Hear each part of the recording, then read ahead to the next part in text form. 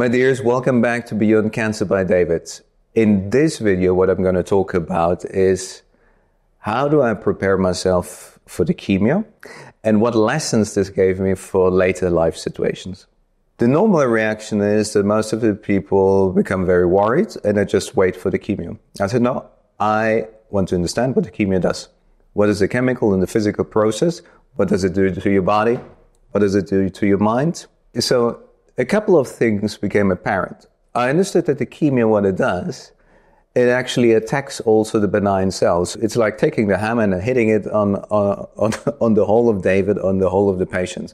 So you kind of destroy and attack everything, and with the hope that the benign cells recover quickly than the malign cells. And then you hit again the hammer on it. Means you kill everything, and hopefully the benign cells recover again.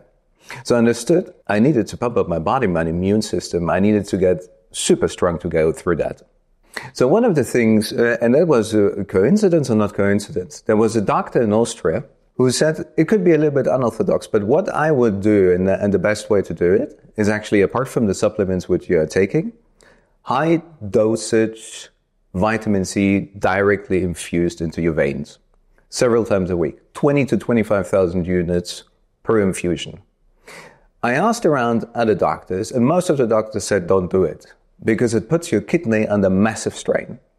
Now, by reading through it and understanding a little bit what the kidney is, I understood that the kidney is one of the most resilient organs we have in the body. So I weighted up a stressed out kidney versus a body which is not strong enough to go through the chemo. And I took the decision against most of the recommendations is go for this high dosage infusion. What I also did is, and the message I want to convey is, grab the situation, prepare yourself, research, understand what is going on. So I had this wonderful mix of supplement cocktail, but it's actually good to understand what they do. Some of the supplements and vitamins create massive amount of antioxidants which attack the free radicals. The problem is that when you take the chemo, they also protect the cancer cells. So I understood that some of the supplements, I needed to drop them on the 24th. Like green tea, for example, a big surprise. Other ones would help with the side effects or even supercharge the effect of the chemo, like berberine, for example, ginger or turmeric. So what I want to say is, no matter what situation in life you face, don't just stall and wait for it, but grab the bull by the horns and go for it. I was a little bit proud because I understood to some degree what was happening here and what I could do to actually supercharge the whole thing. It sounds obscure, but that was what I felt, that I had done my homeworks, that I was super prepared for the chemo, and there was actually a little bit of an excitement until the 24th of February came and I could start that.